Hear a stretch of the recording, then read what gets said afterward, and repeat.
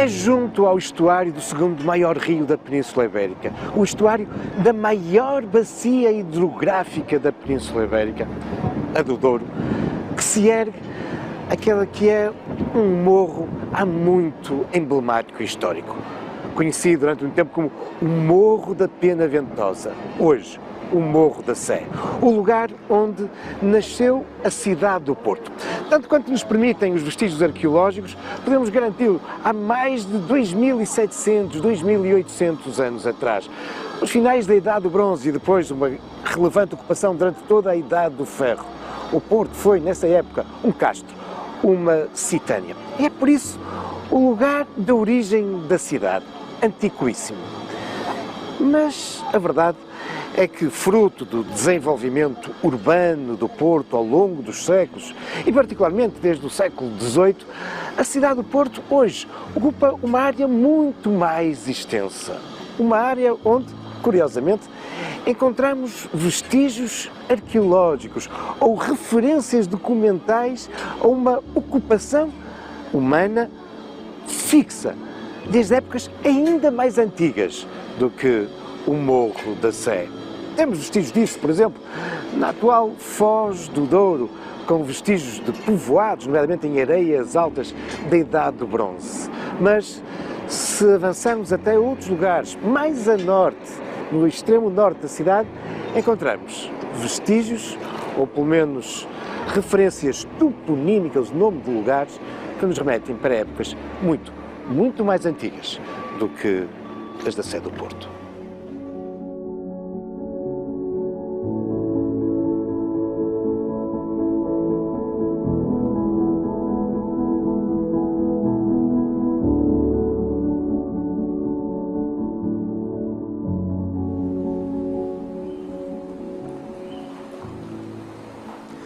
Nos inícios do século XII, a condessa Dona Teresa, a mãe daquele que virá a ser o nosso primeiro rei, Afonso Henriques, que se encontrava então à frente dos destinos do condado portucalense, vai doar a cidade do Porto ao bispo Dom Hugo. A cidade do Porto, que então se confinava a esse Morro da Pena Ventosa, o Morro da Sé. Mas esta doação, que irá ser reforçada depois pelo seu filho, Afonso Henriques, irá perdurar até aos finais do século XIV.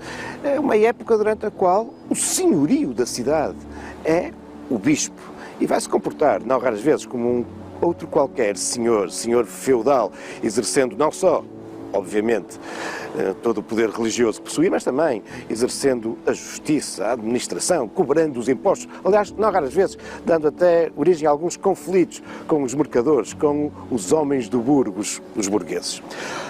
Bom, mas esse documento de Dona Teresa, do início do século XII, é muito interessante, não só porque define uma série de regras, de condições desta doação da cidade do Porto ao bispo, mas também porque nos descreve até onde vai a sua jurisdição, até onde é que vão os limites desta doação. E por aí percebemos que do lado norte, esta área sob o domínio do bispo é até uma zona montanhosa e onde se desenvolvia um planalto. E ao definir os limites, o documento é muito concreto, dando a indicação de que eles iam até um conjunto de mámulas ou mamoas. Ora, mamoas é uma expressão ainda hoje utilizada pelas nossas comunidades tradicionais e que se referem a uns montículos, a uns montes artificiais feitos de terra e de pedra, umas elevações muito arredondadas e que, devido à sua forma de mama, são conhecidos por mamoas. E já existiam nesse século XII. Já existiam no século XII, como já existiam, em boa verdade, há milhares de anos.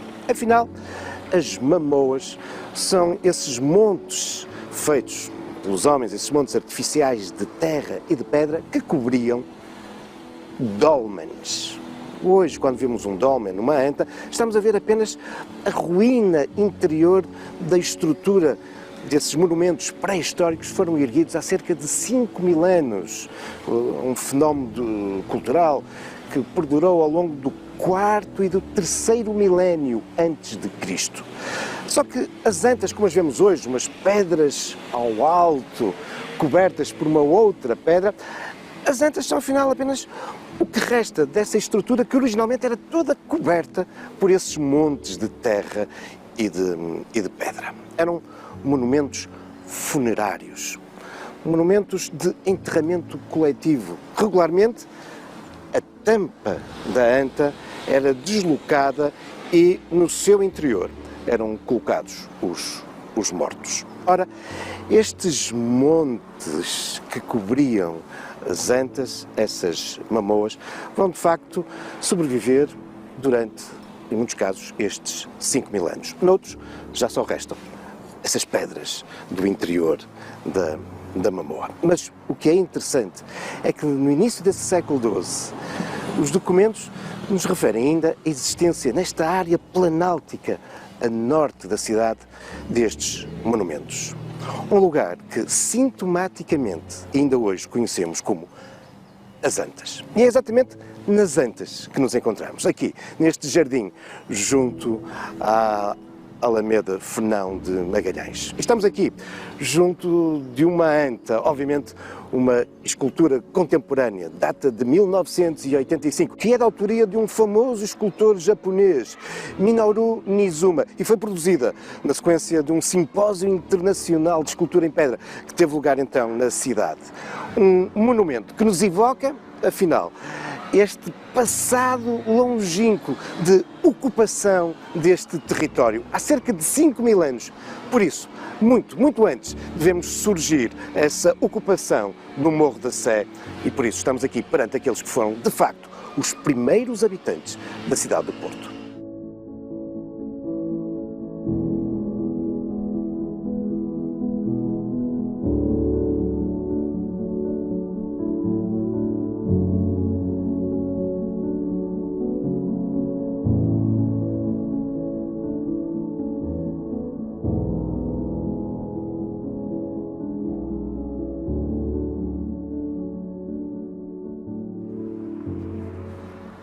As antas, dólmenes, monumentos megalíticos, isto é, construídos em grandes pedras, são, para lá de uma das mais velhas arquiteturas em pedra do mundo, são também um precioso testemunho de um momento crucial na história do homem, particularmente desta parte, desta área da Europa, o Neolítico. O período em que o homem começa a abandonar aquilo que durante mais de 2 milhões de anos haviam sido o seu tipo de vida, de sociedade, de economia, uma vida como nómada e recoletor, sobrevivendo daquilo que a natureza lhe oferecia e daquilo que ele caçava. Mas agora, fruto de uma série de transformações em que as questões ambientais tiveram um papel importante, o homem vai começar a fixar-se no território, a sedentarizar-se, associando a isso ao desenvolvimento de atividades já não predadoras, mas agora produtoras. Isto é, o homem fixa-se no território, porque se torna agricultor e pastor. E por isso, quando falamos deste período, estamos a falar das primeiras comunidades humanas que, de facto, se fixaram num espaço. Passaram, de algum modo, permitam uma expressão, a ser moradores numa determinada área. E são estas comunidades que vão erguer esses monumentos destinados, como vimos, para depositar os seus mortos, mas não deixavam de ser espaços também para os vivos, espaços de representação, espaços de ritualidade, espaços que marcavam a apropriação de um território, destes que eram de facto os primeiros habitantes de uma determinada área. E por isso, quando falamos daquela que é hoje a área, o espaço da cidade do Porto, a zona das Antas, esta memória toponímica, o nome deste lugar, recorda-nos afinal aqueles que foram muito provavelmente os primeiros homens que se fixaram, que residiram naquele que é hoje o espaço da cidade do Porto. E é muito interessante, de facto, como este topónimo, este nome, sobreviveu ao longo de todos estes séculos. Encontramos-nos na Alameda das Antas, que vem sublinhar, de facto, a sobrevivência desta designação. A Alameda das Antas, que nos nossos dias nos conduzem até um outro espaço importante de referência das comunidades, ou seja, até ao Estádio do Dragão. Mas, quando falamos em Antas e a propósito de Estádio do Dragão, importa dizer que, para muitos, as Antas é também sinónimo de Futebol Clube do Porto.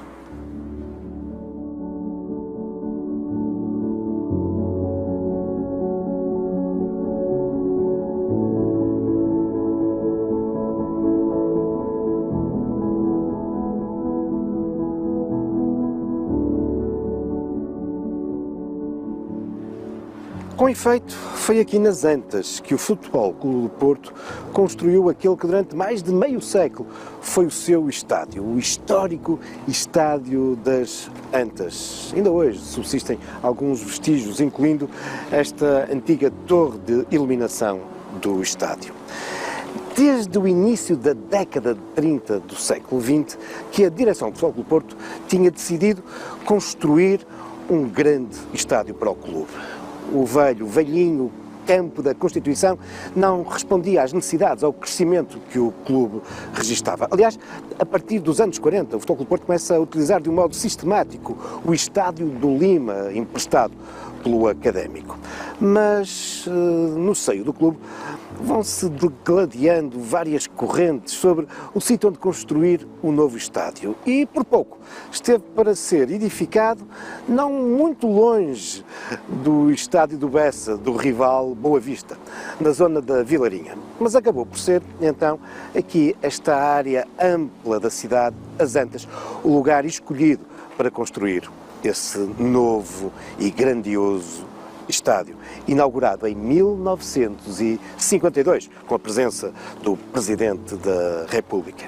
E, ao longo dos 52 anos seguintes, até a inauguração do Estádio do Dragão em 2003, este foi, de facto, o palco dos grandes acontecimentos. Mas não deixa de ser curioso, sintomático, que a quando da construção do Estádio das Antas surgiu uma lenda, a de que, ao fazer as escavações para construir o estádio, tinham aparecido muitas e antigas sepulturas. Enfim, uma lenda algo erudita, que afinal se inspirava nesse conhecimento de este ter sido, no passado, um espaço de necrópole. Enfim, uma referência a esses tempos pré-históricos e à existência aqui no local desses monumentos megalíticos, as Antas.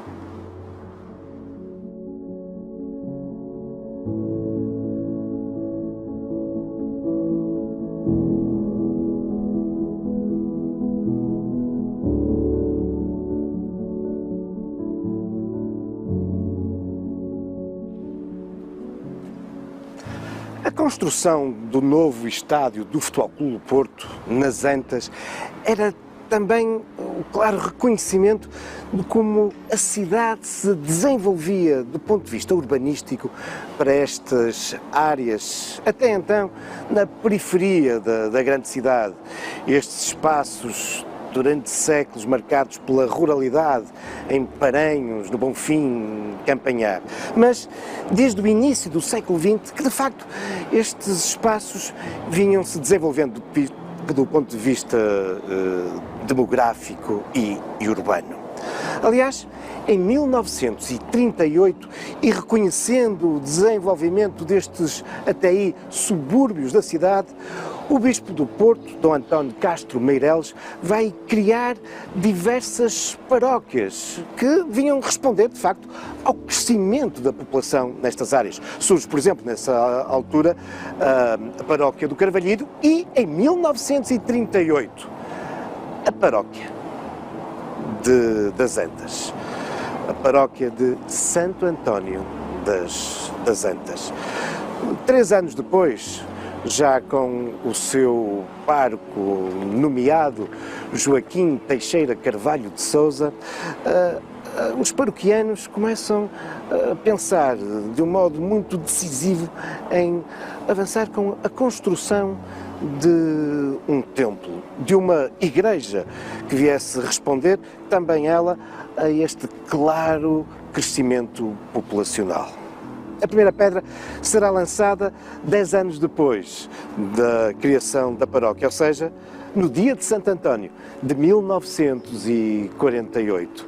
E 6 anos depois, a igreja, ainda muito incompleta, entrava já em funcionamento como espaço de sacralidade.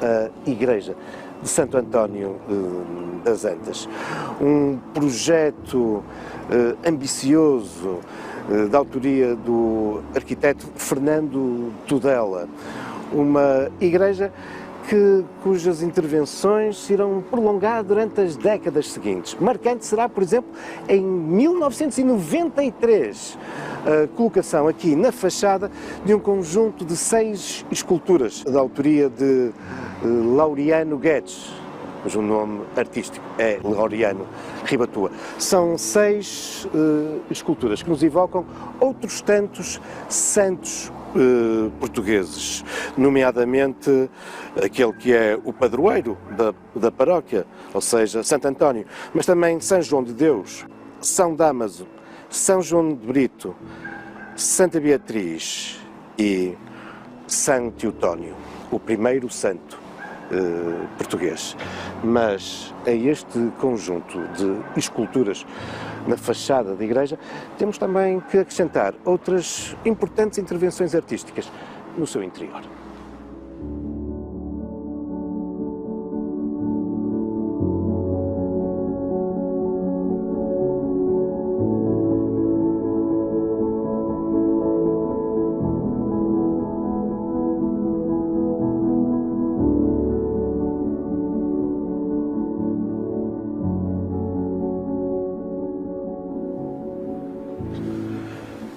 No interior da imponente igreja de Santo António das Antas, esta é dominada por uma outra fabulosa criação de Laureano Ribatua, um monumental Cristo crucificado que recebe todos aqueles que entram no interior do templo. Mas é também aqui, no espaço mais sacralizado da igreja, que podemos observar uma outra interessante escultura, afinal, daquele que é o padroeiro da paróquia, Santo António. Trata-se de uma imagem concebida em 1965 por Arlindo Rocha, com uma estética muito expressiva, onde se sublinham os dotes de oratória de Santo António.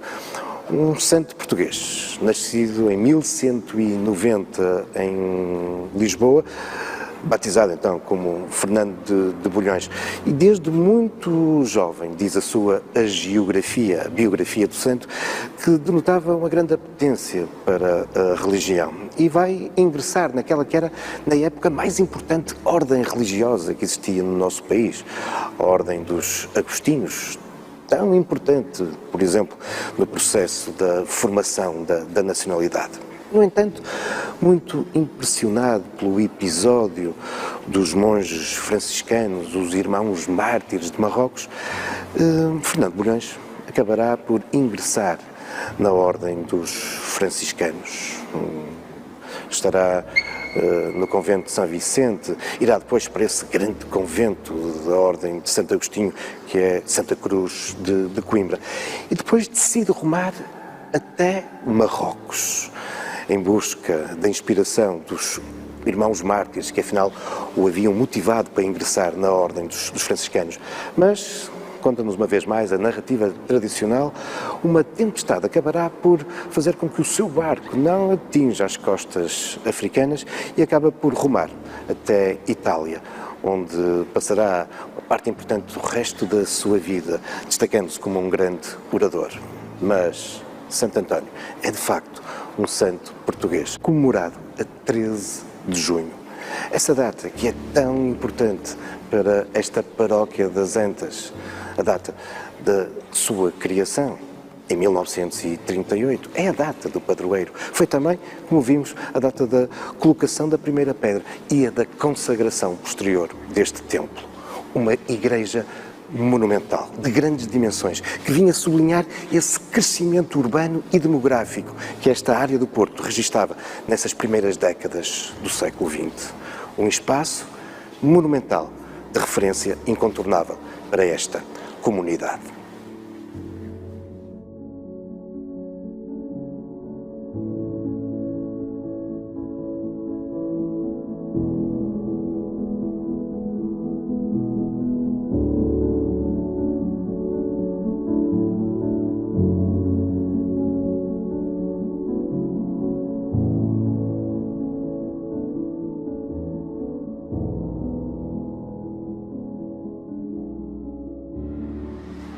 E se hoje a Igreja de Santo António das Antas é a maior referência monumental de um espaço sacralizado desta área da cidade, não nos podemos também esquecer que, de algum modo, ela é o corolário de uma tradição que teve início há cerca de 5.000 anos atrás, quando aqui foram erguidos esses também monumentais dólmenes ou antas.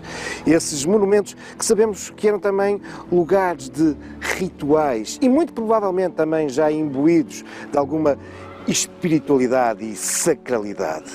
As antas, que nos são hoje evocadas através desta escultura contemporânea e que eram igualmente marcas de referência para as comunidades. Elas impunham-se na paisagem e dessa forma eram também como que uma marca de apropriação, de legitimação da posse de um território. E por isso, e pensando que estamos perante as primeiras comunidades sedentárias, perante as primeiras comunidades de homens que se vão fixar no território através da prática da agricultura e da pastorícia, quando falamos sobre as origens da cidade do Porto, do ponto de vista urbano, é verdade, sim, que o Porto nasce nesse Morro da Sé, no Morro da Pena Ventosa, há cerca de 3.000 anos atrás. Mas também é verdade que naquele que é o atual território da cidade, nós temos, afinal, testemunhos de uma ocupação muito mais antiga, nomeadamente aqui, neste Planalto das Antas, onde há 5.000 anos atrás, de facto, se fixaram aqueles que nós hoje podemos considerar como os primeiros portuenses, pelo menos os pioneiros da ocupação do território onde é hoje a cidade. De resto, o Porto tem relevantes vestígios da pré-história, muitos ainda pouco conhecidos. Mas isso são já outros factos, também algumas lendas, futuros caminhos da história.